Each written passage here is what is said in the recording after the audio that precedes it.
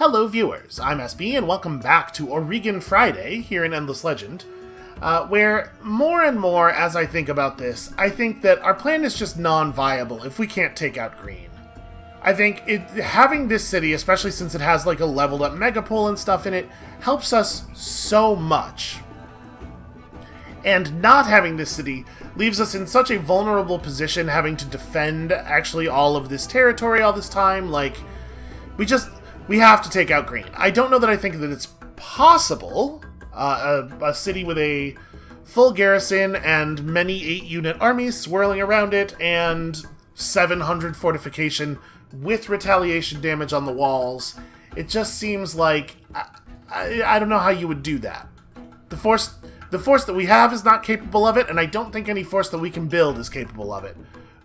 But I think we got to figure out a way. I think we do have to do it. So, good luck to me. So if we're gonna do this, let's talk about how that works. How that would, in theory, work if we could get it accomplished. Obviously, we're gonna need better equipped units, and we're working on that. And we're getting lots of mithrite extractors built right now. We don't have a ton of income, but we will be able to make some mithrite weaponry. More Hyperium extractors as well. Yeah, we're working on it. We're trying. And then we got to be able to build troops, right? We gotta take these new technologies and use them to actually build units. So, how are we going to do that? Obviously, we're trying to set up Holkaj as a place where you can get some industry done. We're going to need to be able to actually move units quickly, both from Holkaj and from sort of like the heart of the Empire, toward the front with Angren, which is going to necessitate, like... This is what we've been building up population for, the whole game, right? Is so that we can switch these cities into do stuff mode, although probably it would be a little bit helpful to have the production line actually finished here. And are you in... Yeah, you are also still in food mode. Go ahead and recommit on that. We're going to need right-of-way here, too, actually. Here, we can put that first. So units made in the heart of the Empire can run along the road, jump in the dock at Hellcrast, and then get to the shore of Stig Arnel and make it to Angren, although, obviously, sailing is always very, very slow movement. If we move Kezar, we can at least get on the ground here and then take advantage of our improved movement capacities again. Kezar is not in any condition to fight. So what do we want to do with your... Where do I want to put you? We can move Kezar over to here somewhere, just to be ready. So, if we're going to fight Angren, we're going to need all of our Urkins and all of our Guardians and an army that does not yet exist, an army that we're going to have to build shortly once we have access to better weaponry. And then, you know, the logistics things that army needs, like functional roads. So a road from Holkaj toward Angren through Gleka is probably a necessity, and we have a settler on the way to do that thing already. Actually, I guess let me not give you an order to run in, because we're about to fight this Guardian, right? I believe that Geos's earthquake thing only works when Geos attacks, not when Geos is attacked. And I don't think it fires on counterattack. So as long as we have some units with initiative higher than 59, we should be able to control the pace of things. I guess Chaka's initiative doesn't matter so much because he's a ranged unit. But yeah, okay, the Battleborn are fast enough to keep control of this for us. So we're gonna get Geos. And we're ready for that, right? Everybody has moves keyed in that are focused on doing that thing. Yeah, okay. You lot should probably move this way. Okay, so yeah, we'll get you. We'll have some Guardians and some Urkin. I don't necessarily want to move Fakir until it is time, because obviously Fakir is providing us with some important stats here. Some important boosts to these cities, in particular the approval. How are your stats coming along? Oh yeah, but you're still pretty weak. Not that far off of a level up, though. That'll help. The lice with you are decent. Decent to fine. So yeah, unfortunately, like, in the late game, the presence of a large number of units that you don't have the designs for is less helpful than it is in the early game, because a lot of stats come from the gear. Maybe I just go ahead and migrate you now, though. So let me think. What do I want to grab? I probably want to settle Stigarnal, right? Like, put another dock down. The most ideal thing would be to be able to sail right across, climb up here, like dock there into the city center there, and then run up a road that leads most of the way toward Angren. That's the fastest transport. How fast can we get a settler out of this city? 3 turns? Well, it's not ideal, is it?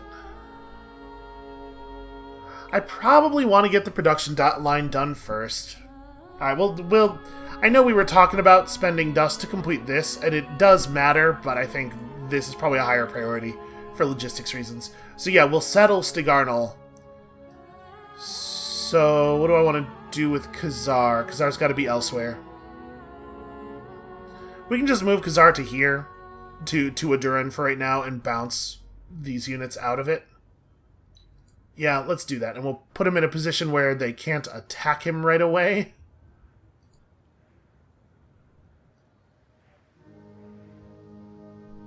Okay, so we could settle right here if... I don't even know if that matters. I think settling here and putting down a strategic resource intensifier is probably perfectly fine. This is not the location where you would settle if you were just putting the city down to grow and be powerful, because obviously there's anomalies over here, but we have priorities. We have things we got to work on. Okay, so we're all ready for this. Who still has movement? This army. I mean, okay, move to here. Let's do the thing. So,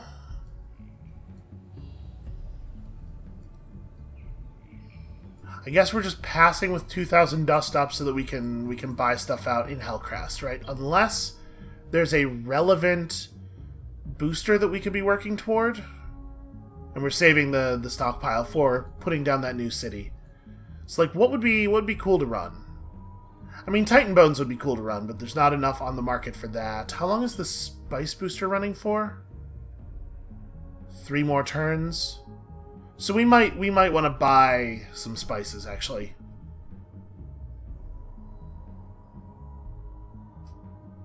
We're going to have 36 spices on hand when that runs out. Obviously, a ton was just delivered to the market, so this is prime buying time.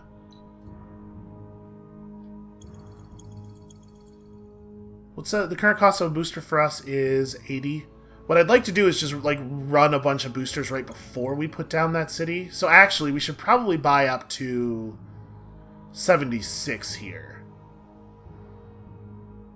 Or do I think we're going to be able to put down the city next turn? Maybe not. Let's buy up to 72. So yeah, we'll run some boosters before we settle Gleka, and then Stigarnal and Gleka will settle in an artificially buoyed environment, which I think is pretty good. Oh, you know what? If we're talking about war here, we probably also want to be thinking about our Empire plan, actually. What are we headed toward? Because obviously it would be cool to pick up some bonus stats, like maybe 30% extra attack would be cool, especially if we're going to be constantly morale harassed by spies that we literally can't do anything about. Because we have no way of knowing where in our empire they are until they screw up. We're going to be shifting a lot of cities into unit building, so we don't necessarily need this so much. I would love to get plus 50% life on all your units, but that's a little unrealistic. Could we get the bonus movement, though? Because that would actually be really helpful. That's 3450. So we're at 1800 right now, and we have 7 turns.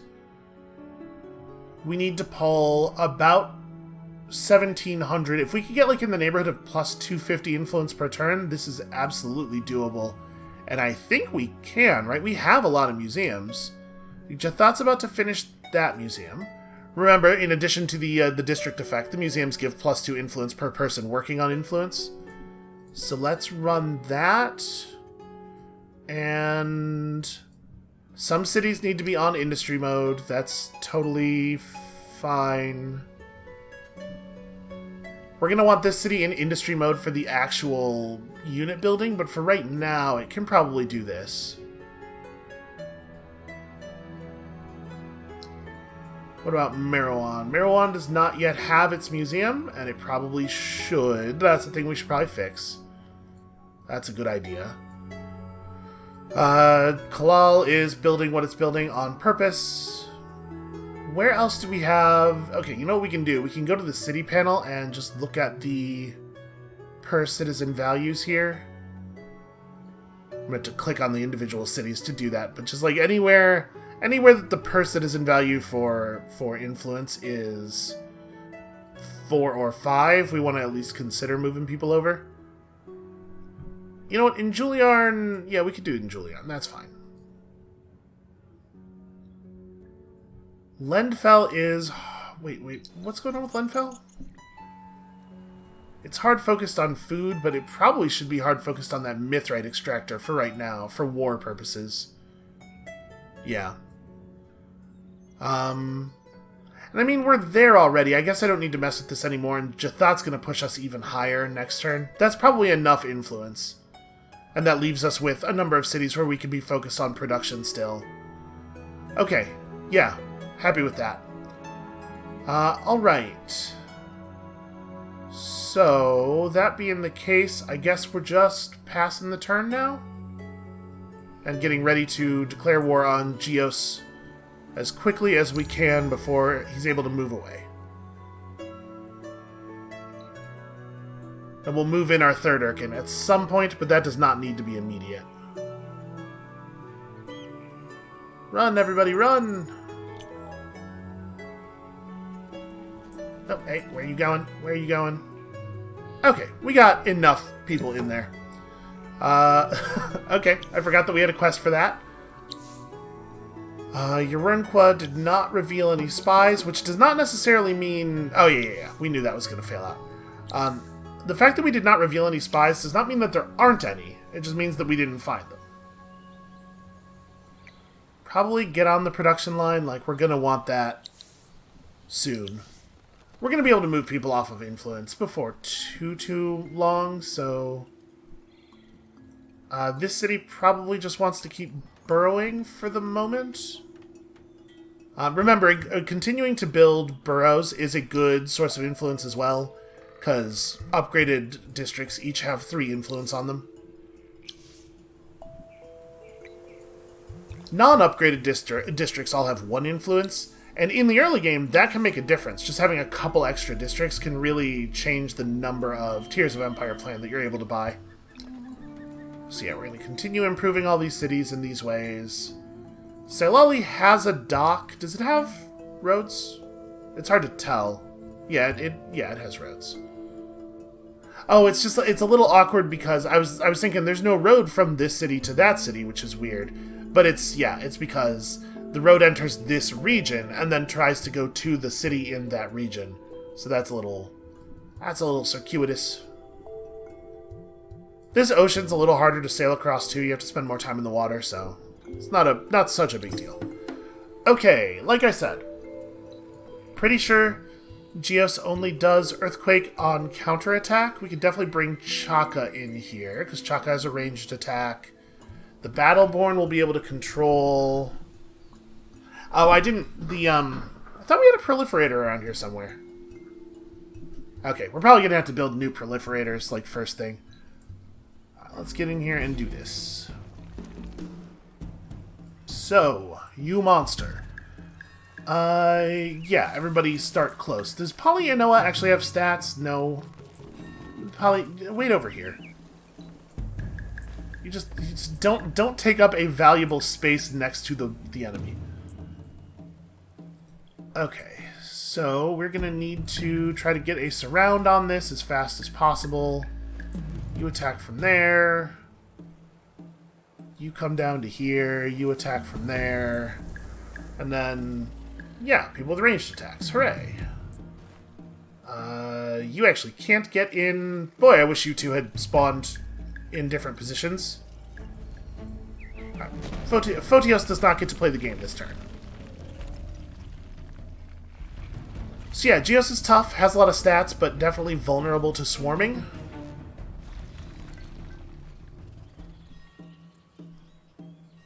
We should make sure that our units are moving into... even our ranged units are moving into good support positions, because of course morale. Morale matters a lot. Oh, this is awkward. Your turn is before that guy's turn. You know what? Stay put then. And don't click outside the battle.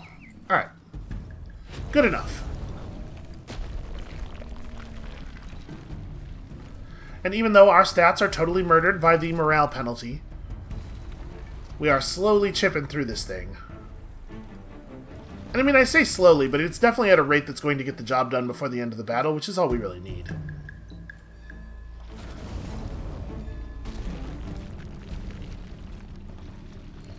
And we might not even lose a unit here, actually. I should pull back that that injured one. And then, of course, our units are going to sort of surge into place here and give each other morale bonuses by standing next to each other, so...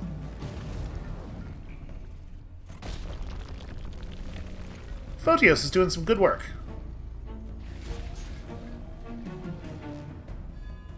Also, the lice have actual damage output, which helps. Alright, get him, Chaka. A victory. And a new unit for us. And also, technically, yeah, a completion of a quest. And a stockpile. That really couldn't have gone better.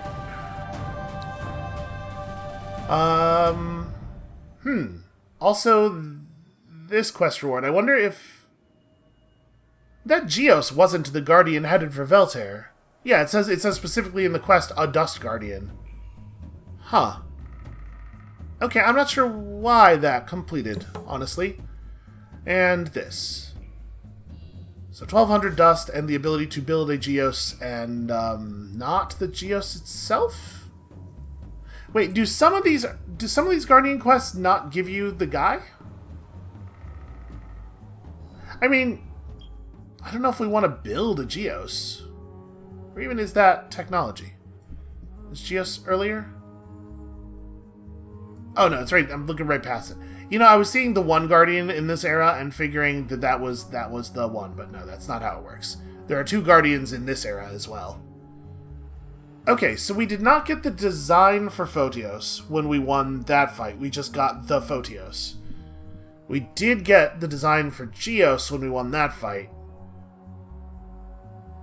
But we're not even going to be able to build him, right? Because this is the only Guardian tech we have, so we are allowed to have one Guardian now, and we already have it. We have the Guardian of Fire. Okay, well, I mean, I guess we didn't really pay anything for that. We just paid some health on a couple of Battleborn who are going to heal up pretty quickly anyway. But yeah, that's pretty not ideal for that to be the way that works. I don't know, I guess I assumed that they all worked the same way and that we were going to get the Guardian to use as a military unit. Well, alright. I mean, it's not the end of the world. It's not so bad. So, what is your job? Your job is scouting right now. You're just gonna get over here and try to tell us what's going on around the city. In a very, very cautious way. You are running over to here to settle. So we could put this city down this turn. We could uproot Chaka and drop the city. Do I want to do that? Okay, here's my proliferator. The problem is the proliferator was in the slow army. I mean, I think I'm just going to reassign Polyinoa over there right now. Nope, not you. Sorry. Alright, so this army can move up a little bit faster. I should probably have done that before. So we have a force, we have a Guardian, we have some Urkins. Oh, I could have reassigned this Battleborn's movement to get it on land this turn, but I forgot to do that after we moved Khazar. Okay, well that's fine. So we have 3,800 dust, which is not enough to buy out the settler. But it'll get this done, and then the settler will probably get done pretty quickly after that, right? Not ideal, though. Not ideal. Alright, lots of production stuff running in many places. We're probably just buying more resources here, so... there's a fair number of Titan Bones on the market. If we buy all of those, then we'll be able to drop a Titan Bone booster in 2 turns at our current rate of income. Yeah, okay, let's do that. Let's buy all of this. We'll fire some boosters right before we put down the new city, and everything will be wonderful. We actually also got a lot of dye from fighting that... or from fighting the Guardian. From the quest that shouldn't have gone off when we fought that Guardian. So... we could run a dye booster as well. So let's assume we need to get this to 76.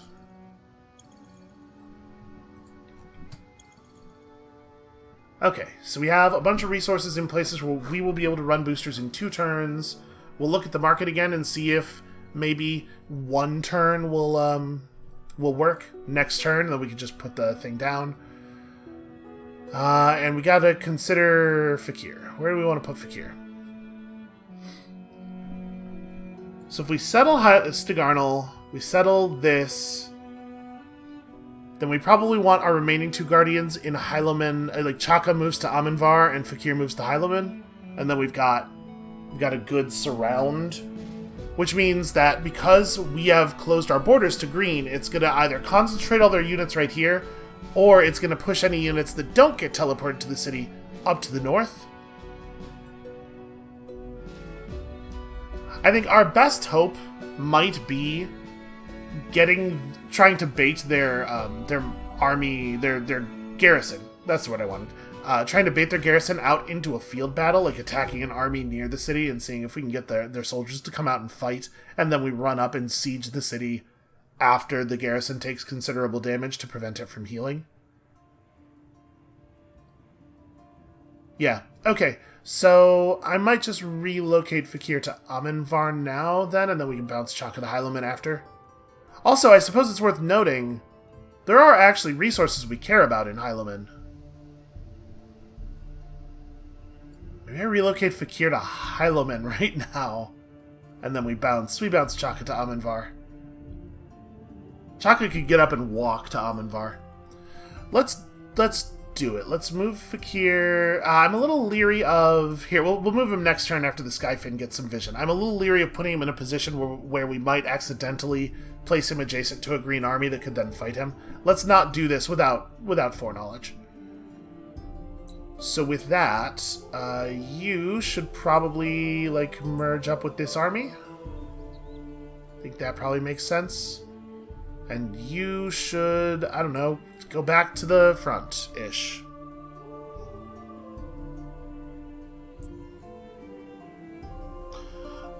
Oh! Was the dust... We had no idea where the Dust Guardian from that quest was. I wonder if this is what happened. If we bounced Green's army out of this area by taking it over with Khazar, and for some reason the Dust Guardian that was supposed to be coming for our city was over here, so we pushed them adjacent to it, and then it was defeated, and the game just gives us credit for that even though we weren't the ones who did it? I mean, that almost has to be what's happening, right? Because how else do you explain Sudden Guardian plus the thing we saw? Okay, weird. That's weird. Alright, so now we have rare alloys. This is where we can start redesigning our units and hopefully actually getting some good value out of them. We're at +5 Mithrite per turn. Still Emir +1 Hyperion. Yeah, we're gonna... Even though we don't have all that much... oh yeah, keep boosters running, please. Yep. That's fine. I would have liked to have gotten that done. The enemy spy Ploria 2 is still in Selali. Well, you know what? Round him up again. Let's try to wound him out again. This is the Hellcrast one. You know, Hellcrast might like a reduction in the cost of units. That might be relevant. And then we got spied. Your empire has been the target of decreased vision. Reduces to minimum the vision of watchtowers for 6 turns. Okay, that doesn't really matter. We're not watchtower based. Oyvind up here. Do we just continue to build districts in this city? Well, here, we can get the granary out really fast. And then probably, yeah? No, I'll probably do this. We'll get more districts out soon. Alright, a mithrite extractor is complete, which is great news. And then this city just needs to get better at building things. Yeah, let's get a production line going. Lenfeld can send units to Hellcrast just as fast as the capital can. This is going to be sort of the site of a lot of our actual unit production power. So we definitely need to make sure we set up a road for these things to get to the front as quickly as possible. You can continue to burrow, and we already built the thing. You know what? We're probably going to want this place to start building units this turn, actually. Alright, let's figure out what our research is. We're getting really close on this. We need 4 more quests? Okay, that's interesting. So. We do not have a lot of Palladian and Adamantian income, which makes me reluctant to try to rely on the weapon techs from this era. And we already got, you know, a thing here, so I think we're going to focus on that. There's not really a relevant military technology. One thing we could do is we could research the Guardian of Fire. Upon completion of this research, we'll get the unit design for Photios, and we'll be able to, I believe, update our existing Photios with new gear, which will certainly help. And then that would also give us the ability to build another Photios or a Geos if we want, which I'm not necessarily wild about, but it is sort of the case that we already have enough total unit potential. We might just want some big things that we can bring in through the reinforcement panel. There's also state-approved theater, which is very good for obvious reasons. I think I am going to go get this. It's going to take 2 turns, we'll get the unit design. It's probably important to be able to update. Alright, speaking of updating. Let us... What am I clicking? Clicking the wrong stuff. Let us update our unit designs now. So first of all, obviously there's some big upgrades to be gotten from just moving up to the appropriate dust gear. Do we want to give you a strategic weapon? So it would be 9 Hyperium or Mithrite. And I kind of think your job is still mostly to deliver the Parasite. We're going to build other units that have actual combat ability. Your damage would never get super high. Yeah, I might just leave this unit like this. Now, it is worth noting, having access to Dust Gear, which is to say being in Era 4 or later, does give you some new accessories, like this one. This ring that just gives improved life 2 to every unit. Just plus 40% life. Probably a thing we ought to be grabbing. We also should be giving the most enhanced version of the movement trinket. Alright, now the Foragers. Foragers are actual killing units. We definitely want to give real strategic weapons to the Foragers. But we're not going to be able to do it too much, right? Like, we're going to create this design with the good stuff. But we are going to find ourselves unable to actually build that many of these units. Now, for fighting the Broken Lords, I think claws were the right move. However, we're about to go up against a force that is largely made of ranged units, and so I think we probably want to go back to a shield-based design. Because block and sharp sense are both extremely relevant. A Hyperium shield gives plus damage, while a Mithrite shield gives even more defense. And they're pretty cheap. I kind of like the plus damage. Also, I think that shield looks really cool. There's a definite like Drane flavor to it, right? And then And then your one-handed weapons are either swords or axes, right? No, they're just axes. Okay, well, we probably would have wanted to go with an axe anyway, because Range Slayer. So, attack, initiative, defense, damage versus the Hyperion, which does not give any defense, but does just give way more attack. Same amount of damage. And nearly the same amount of initiative. It really is just, this is the bigger defense. Unfortunately, our income rates probably mean that we have to go Mithrite axes. Having Hyperion on the shield at least counterbalances some of the loss. And we're going to have to be tough too, right? We have to move through a lot of ranged fire to get where we're going. So block 3s plus 30% defense when attacked, and Sharp Sense is plus 40% defense specifically against ranged attacks. So you're gonna be tough-ish. The Necrodrone design gotta be updated. So we are of course just gonna go for this stuff. You didn't have bonus movement before, and I might not bother giving it to you now, honestly. Maybe regeneration instead? I guess if we don't give the Necro Drones any bonus movement, then there's no sense in having plus 3 bonus movement on the Foragers, because they're going to be limited to plus 2 extra moves anyway. Then again, it's still probably worth having it on them for the ability to just run to the front faster.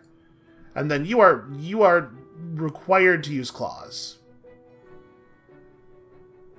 So yeah, I guess we're using Mithrite claws. There's no way we're going to be able to afford to equip Hyperion claws. That's 9 Mithrite per unit. Let's update the design of the basic Forager, because we're probably going to have to produce some number of units that do not have any strategic gear on them. I think we do still want to go Shield and Axe, though, with that.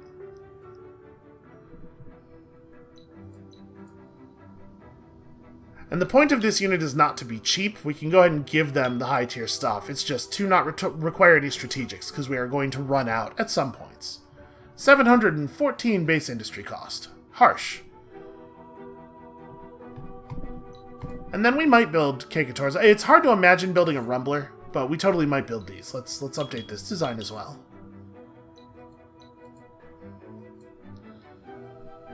So these guys in particular really, really benefit from having a high damage stat, even more than our other units. So I wonder if we do just want to give them the Hyperion weapon. Oh, well, that's right. It doesn't change their damage stat. It changes their attack. So there's no reason in particular to do that. Plus 5 per turn, man. Expensive. Yeah, let's give them the Mithrite stats. Or the Mithrite staves. Because remember, their heal and their healing halo are both... So healing halo, the heal is based on the amount of damage dealt. So the attack stat will factor in. With their direct targeted heal, it's just based on their damage value. And their attack does not matter there. I wonder, do we want to make you Hyperion staff then?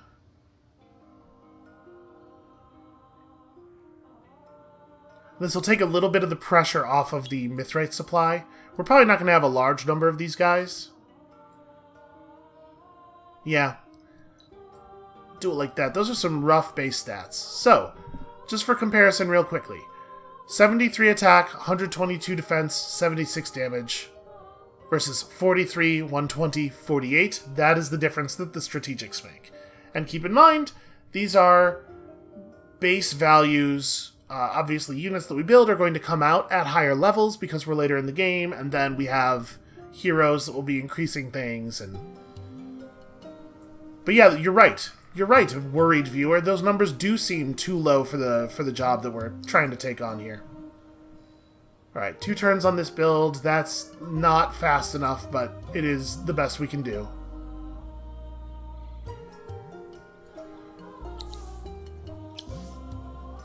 So Uardin is going to start pumping out. That's right. I did this so that we could start building units. Start working on it now, and we'll move some people off of influence in a little bit here.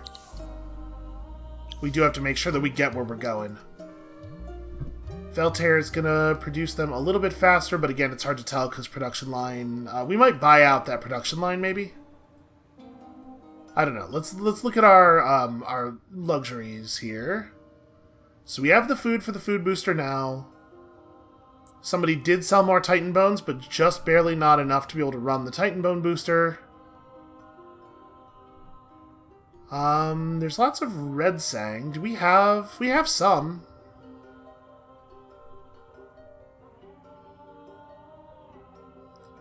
So if we bought exactly all of the Red Sang on the market, we'd be able to fire this booster before next turn.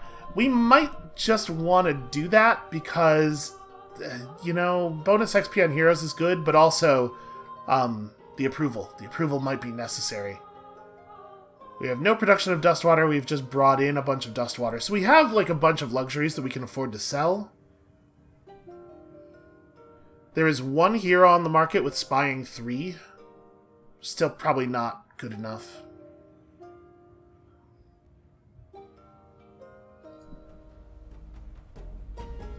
Yeah, let's buy the Red Sang. Red Sang's a good XP booster for heroes, which does magnify the effectiveness of like everything you do. So I'm just gonna pay through the nose for all of the Red Sang. Alright, next turn we fire Dye plus Spices plus Titan Bones plus Red Sang. Put down a city. Cool. Photios the Hungry Flame, step forth and give me a little bit of that Watchtower vision.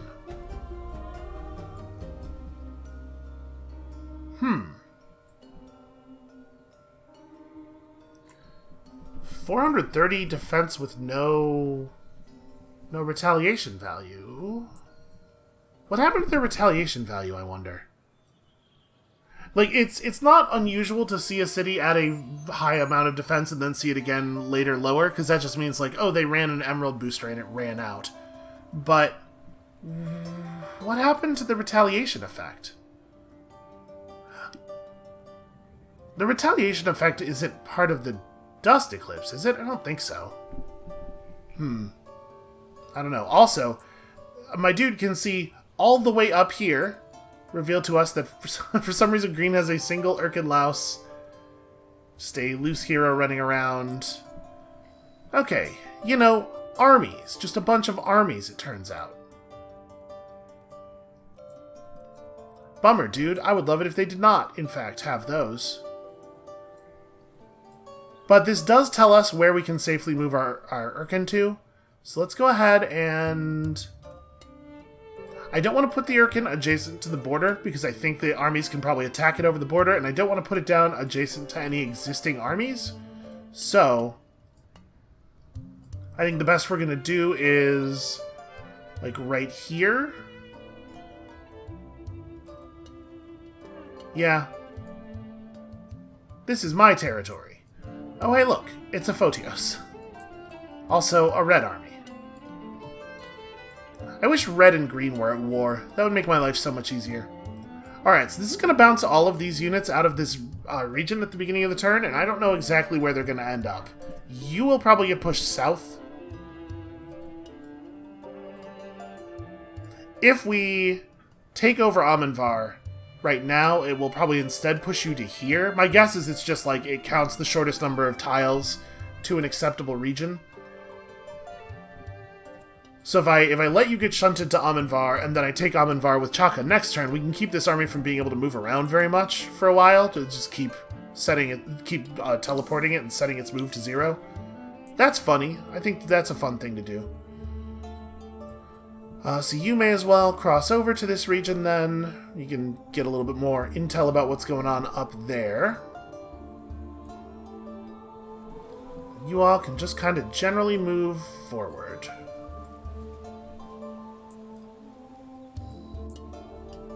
That's the settler. The settler is exactly where the settler needs to be.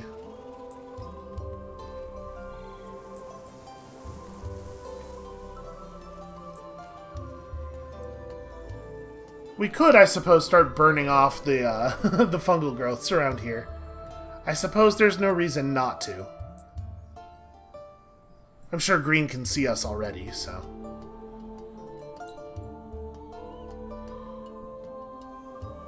some of you should probably get in this army.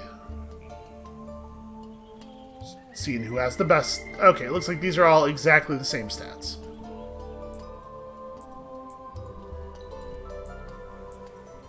Yeah, more people should be commanded by the hero, for sure.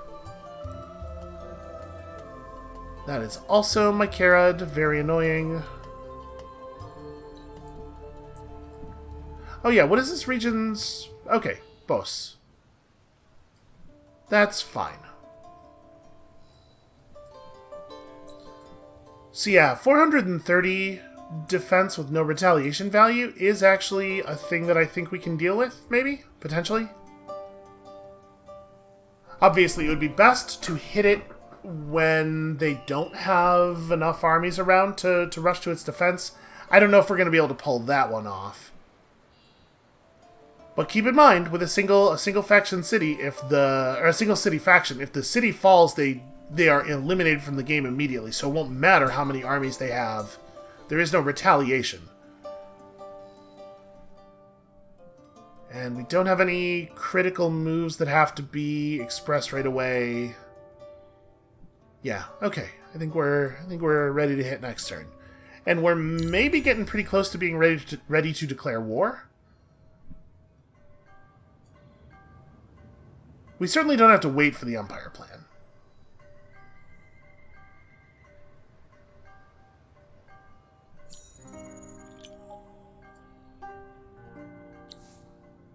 Okay, spices ran out and then got rerun. The Quicksilver ran out and we can maybe rerun that too. We'll have a look.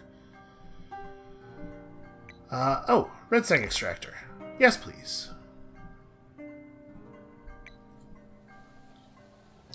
Okay, yeah, the burrow here, it's getting less good. In Ahime, we probably just want to keep leveling stuff up. Oh, hey, look at that, more spies. Lendfel's governor. Lendfel is over here, right? Yeah. Well, it would actually suck a lot to have Lendfel doing a roundup, but I don't think we can afford to have... I don't think we can afford to just let spies sit in our cities at this point. So I'm going to go ahead and do this, and then we're going to have to buy Andom back from the brink of destruction.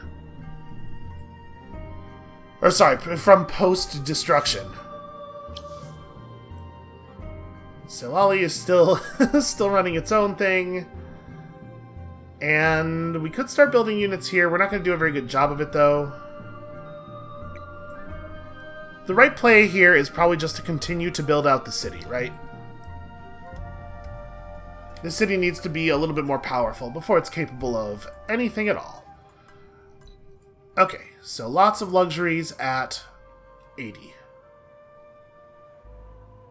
There's a single Dust Orchid, and it's very expensive, and we may buy it. That might happen. There's no Moonleaf. There's enough Blood Crystal to run the Blood Crystal booster, and that's interesting. And it's cheap.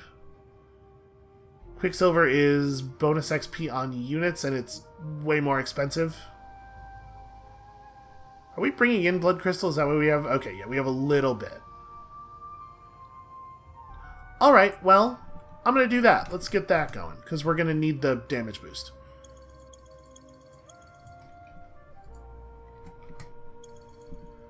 Okay, let's pop a bunch of stuff and then settle a city. The gold. Gold's a good idea. The dye, obviously, means we can reposition ourselves on influence a little bit. Run all of these things. They're all so wonderful.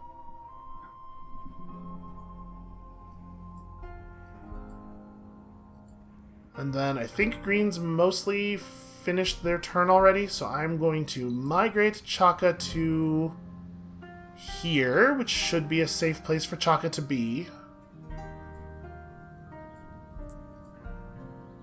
Put down the city right there. fire at least one booster. And then buy out some real basics. We haven't left the city too much to work with. I don't have the glass steel for... always a problem, the glass steel. That would be a good booster to have eventually. Yeah, adamantine also a problem. We just don't have the incomes of these things that we need.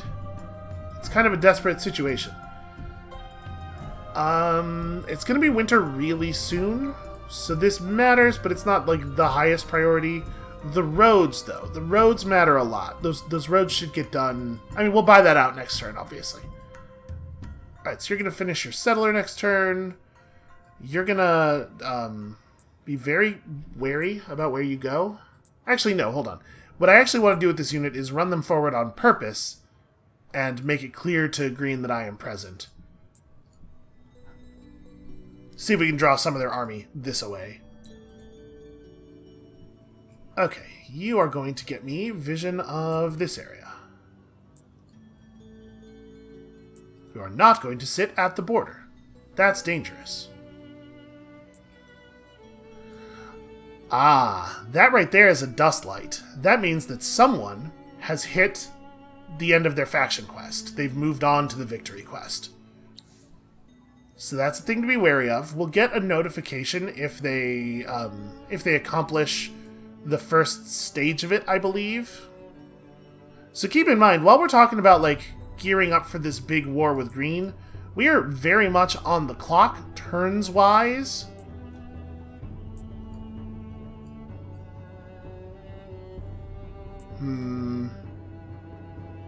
So all those green armies... Oh, no, wait. Maybe there's something right there? Yeah, the Dust Guardian is partially visible when he probably shouldn't be. But we don't exactly know where those green armies are, and that does make me nervous.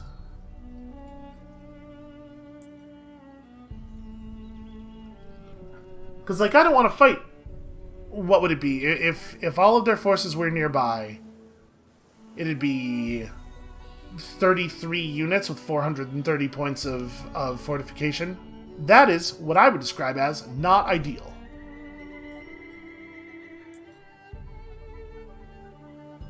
Okay, so that's where that army is right now. If, in theory, we were to just rush over here and attack... Oh, it won't even let me plan the move because they have closed their borders to us. Out of curiosity, heroes? Any spying for heroes? No. It's probably too late for any kind of spy shenanigans anyway. It takes time to build up a spy network.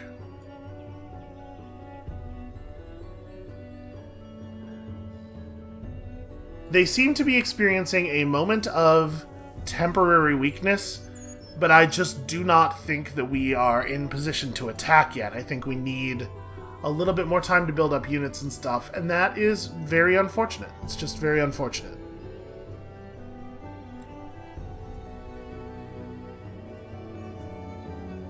So at this point, buying this out is our next priority. I mean, sorry, buying out the right-of-way in this city so that we have proper roads is the next priority.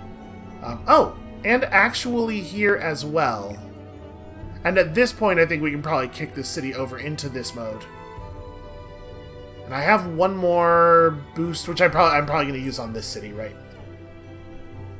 Okay, yeah, we need functional roads so that we can move the units from Holkaj over here quickly. But yeah, we're,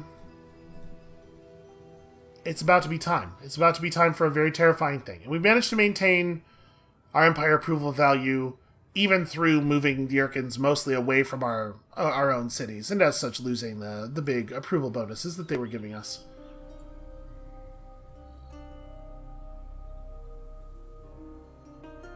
So we can drop winter penalties on Khazar and Fakir, not on Chaka, unfortunately, who is the person I would most want them removed on.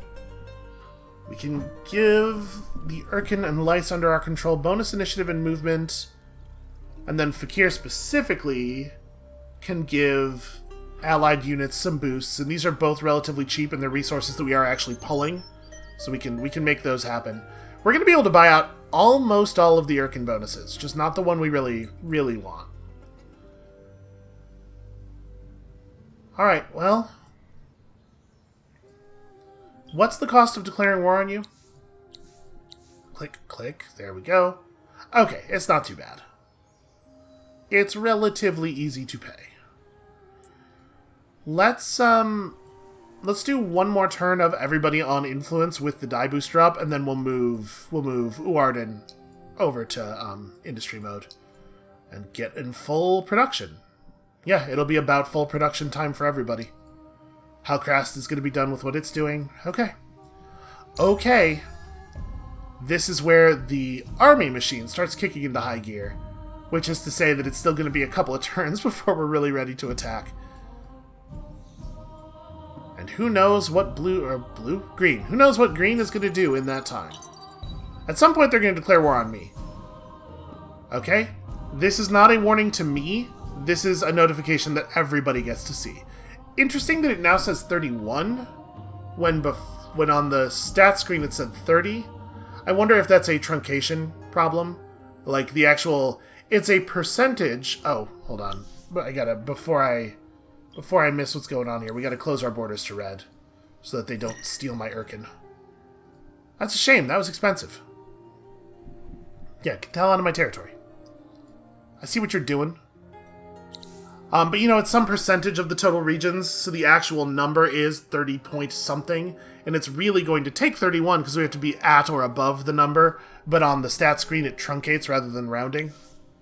The game has issues with that in a couple of locations. Well, there's definitely no way we're going to be able to do this without attacking at least one additional army. What we could do is declare war on them and then, like, blitz this guy. They'd have the option of bringing forth the city garrison to help with that. They wouldn't have to. But they might, and we'd be happy if they did. And then next turn we could rush to attack the city, and this side of the city has no extra defenses. It would just be us versus the garrison. The downside of that is, if we don't manage to chew through 8 units with probably in the neighborhood of at least 300 health plus 430 fortification on top of that, then the turn after we have to deal with all of this other stuff. And again, remember, what we have right now is mostly units that are quite weak. Relative to where we would like to be, certainly. So let's start producing those new units, those good units. Do we want another proliferator? I'm honestly not sure that we... Well, we're definitely going to need at least one more, but we're building one more already.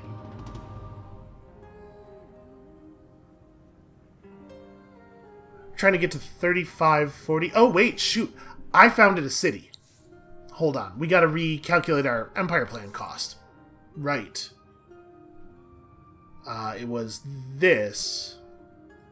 So 3680 if we don't want the buildings, 4320 if we do. 3680 is going to be hard enough to get to. So we need to be pulling in, like, honestly, like 300 per turn. It's not that bad. It's not that high. We can afford to do this. It's fine. Yeah. Okay, let's build a thing. We can build a Geos in merely 5 turns. Oh, you're not allowed to have more than one of a... Oh, no, just sorry. We're not allowed to build this because adamantium. Well, let's have a look at the unit designs for our Guardians. Hey, Photios, how's it going, my dude? So, of course, the Eternal Fire puts a damage debuff on enemies when attacking, doesn't take any damage from lava flows, has all the immunities, and then just, punches people really hard, especially infantry-type people. So you are currently equipped with Flame Without Fuel, 42 initiative, 50 damage, and Infantry Slayer 4.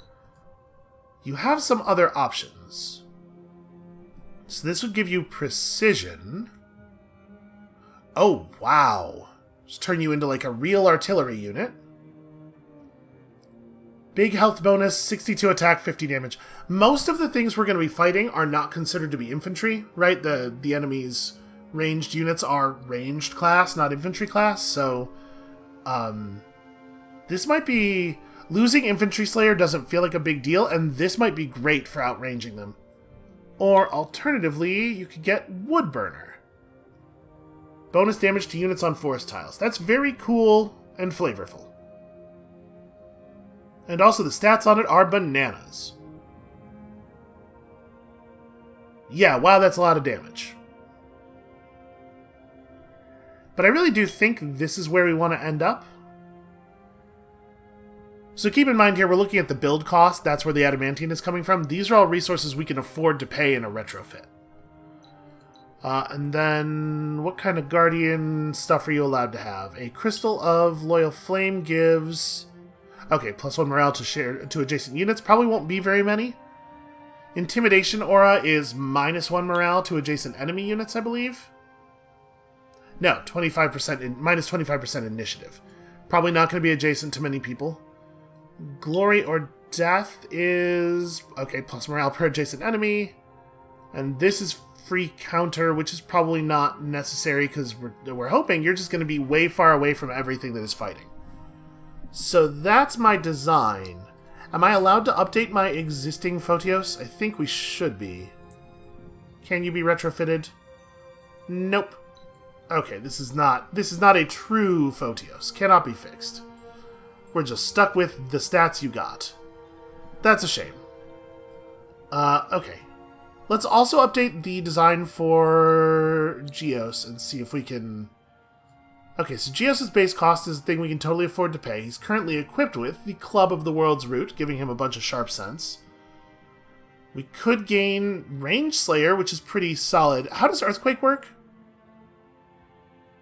25% damage on all opponents when attacking. Okay.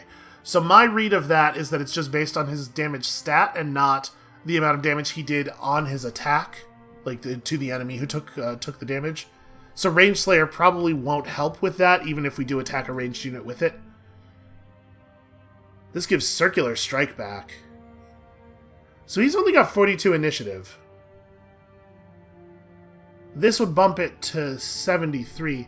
Can we... I can see some enemy units, right? Well, I guess the initiative of the inhabitants isn't that important, because they can't block his moves anyway. But yeah, they do have some high initiative stuff.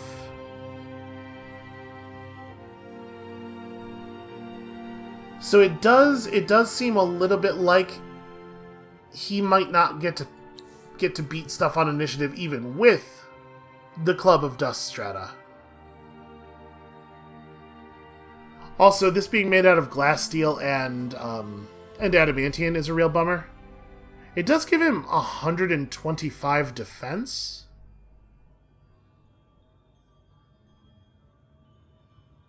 You know what? I think I do like it. We can just barely afford to pay for that. And then he's got the same stuff as the other Guardian. So that's actually good. Glory or Death, it's hard to know if Glory or Death is going to be useful. Intimidation Aura actually might be. If it'll let him go first, it totally would be worthwhile. So yeah, that's how we would build a Geos.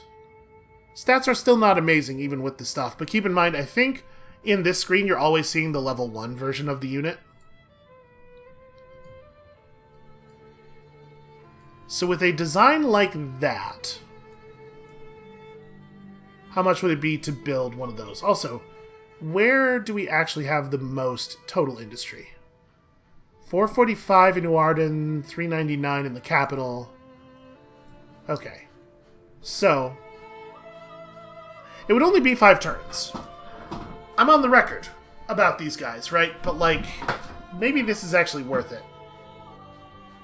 I'm a little worried that we go to all the trouble of building him and then he just gets murdered by inhabitants without getting to attack because the enemy has 10,000 archers. But I think I'm actually going to go for it. So you have to construct him. When you're building a Guardian, you build it up in a space, like a district. This doesn't really have a lot of rules meaning, except that it makes it obvious to anyone who can see your city that you are building a Guardian. We're gonna see. Maybe I've been too hard on these guys. It does seem like he could be pretty good here. And then what? We probably don't actually need state-approved theater, at least not right away. I'm kind of thinking we go back and get cultural indoctrination, and we just, we assimilate a faction that's going to give us some relevant combat stats. Like plus 15% life. Hernas would be 10% attack. I mean, that's interesting. Of all of the technologies that we have access to, is this the thing that's going to be most directly relevant to our armies? Automated production would be cool, but we don't have the resources to actually build very much of it. Yeah, I think so.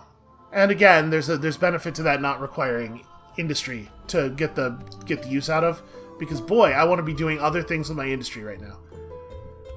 We build a Geos in 5 turns here as well. You know what? Okay. Cancel this one. We will just build it in the capital.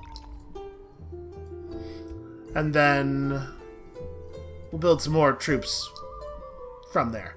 Okay, the settler's finished.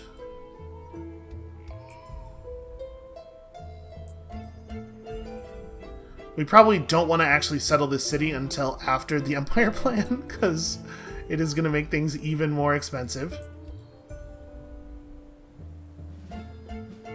Okay, we can dart out here and grab a little bit of information. It does not look like Blue has attempted to resettle up here. Apparently we really broke the resolve on that. Let's just poke our heads out a little bit further. Okay, so Red has Geos. And then, yeah, come back home. Because Red's going to be annoyed with me, I think. So, what is actually in your army? 252 attack on 116 damage. Yeah, there's no way we can challenge these armies with these armies, right? We are going to have to just be in a defensive position here. The armies that we currently have are just here for defense. That's their contribution. Are you allowed to participate in the burning of this thing?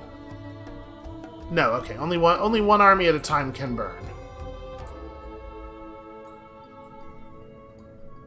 Yeah, let's go ahead and retrofit the proliferator.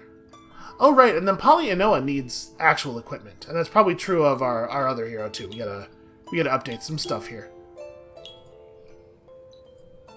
So, the Dish of Canuck is probably a good idea, even though that is exactly all of our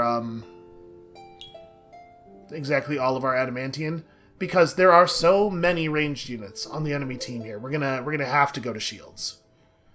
And then you have access to Cavalry Slayer, or we could do one-handed hammers for stun. That's probably the smart move. So 95 attack, 60 damage. It's weird that this has minus 12 initiative, but also plus 6 initiative. They probably could have combined those values. Yeah, let's give you a Hyperium Hammer.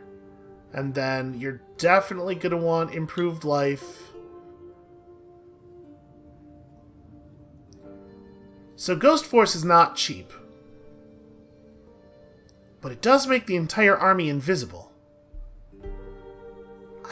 That's probably worth doing, right?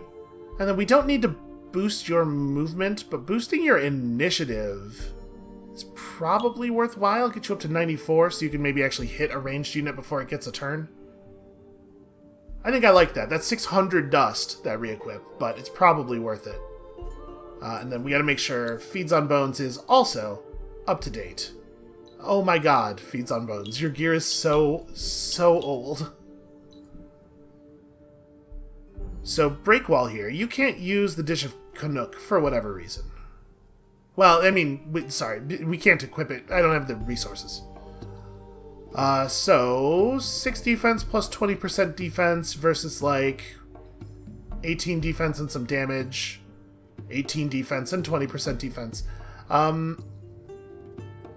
You do need to actually punch hard.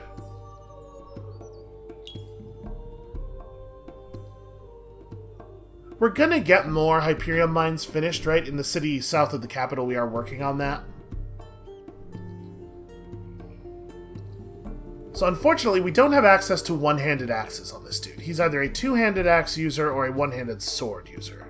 Or claws, but I think we definitely want a shield. So I guess we'll give him a one-handed sword. It's not ideal. 89, 648. There's a little bit more defense. You know, it's not that much Hyperium. I think that's fine. And then, yeah, we need to give you some stuff. So unfortunately, we do not have access to the good. You do totally want movement. Nope, never mind. Hold on, let me take that off. Here, we can do this, commit that, and then sell something real quick and give him the movement bonus. It's like we know we're not actually going to get use out of this dust water, right? Alright, a little bit of ghost forcing our units, I think is going to be very helpful. Actually, do I want this over the regen thing? Yeah, probably. It gets his initiative. Like, we actually are crossing some values that matter. Okay. So, we now have 2 stealthy armies, which is probably going to help with catching our enemies off guard.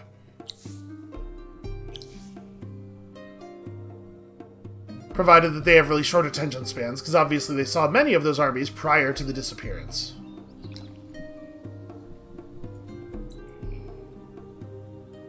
But I got distracted. Sorry. I was at some point, and I don't even remember how long ago it was, I was talking about how we're on the clock, right? We are going to have to continue to focus on settling during the war. Because remember, green is like defeating green in a war is not going to solve our problems. Oh right, most of my units cost a significant amount of dust to start to build. Let's sell a couple more luxuries to make that happen.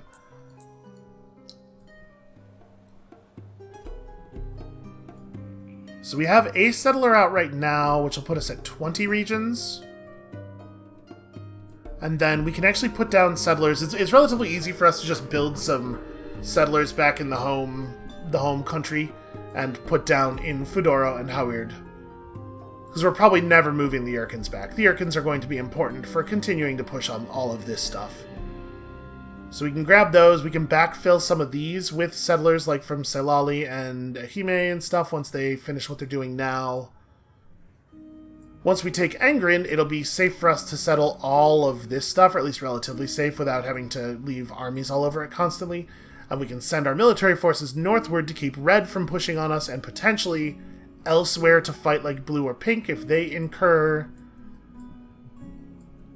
Yeah, we really need to not be pinned to green here. So let's build a couple of these newer units and get to work. Yeah, we gotta build a real army or two.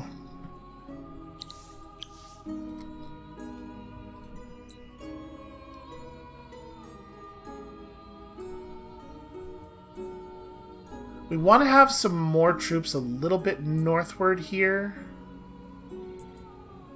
Is your army stealthy right now? It doesn't look stealthy. I guess, okay. I think the problem is the Mount is not getting the ghost effect quite as much as the hero is. But yes, he should be stealthed. So Polyanoa, they do not realize that Polyanoa is present.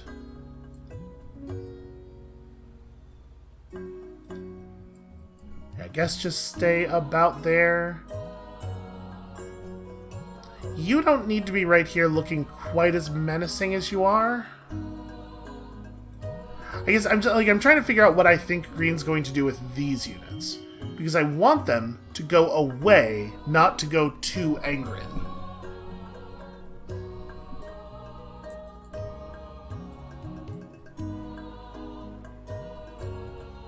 But I don't know, maybe Photios is exactly where Photios needs to be. Because if I walk him around north, they're going to try to follow him, probably. They're probably going to move through Angren to stay close, in case we attack. So let's maybe not give them the excuse, and let's move this army away from visibility a little bit, at least. The other army is burning a thing down, and they can stay right there. You're also fine right where you are. Or maybe you could even be further north, actually. I don't know if this will give them the ability to see my unit, or if it has to be an adjacent army. Yeah, I don't know. I'm not actually sure. Alright, you're right where you need to be. You're right where you need to be. Probably.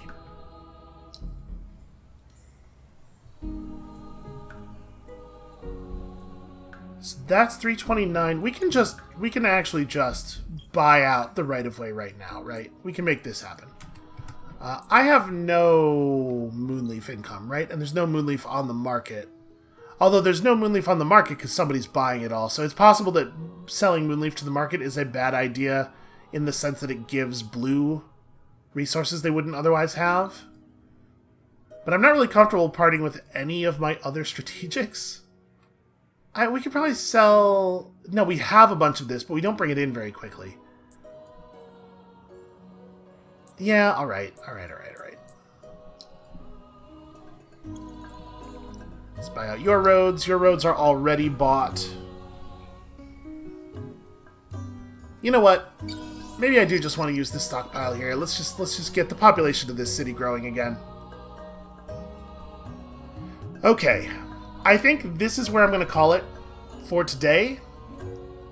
Because I don't want to start a big war 70 minutes into the episode. But when you come back next time on Monday, Aurigan Monday, which is also our Monday, we're probably going to have to declare war on green, whether we're ready to entirely or not. And the way that goes probably predicts the way the rest of our game is going to go. So, suspense! Come back on Monday to resolve it, and we'll see you then.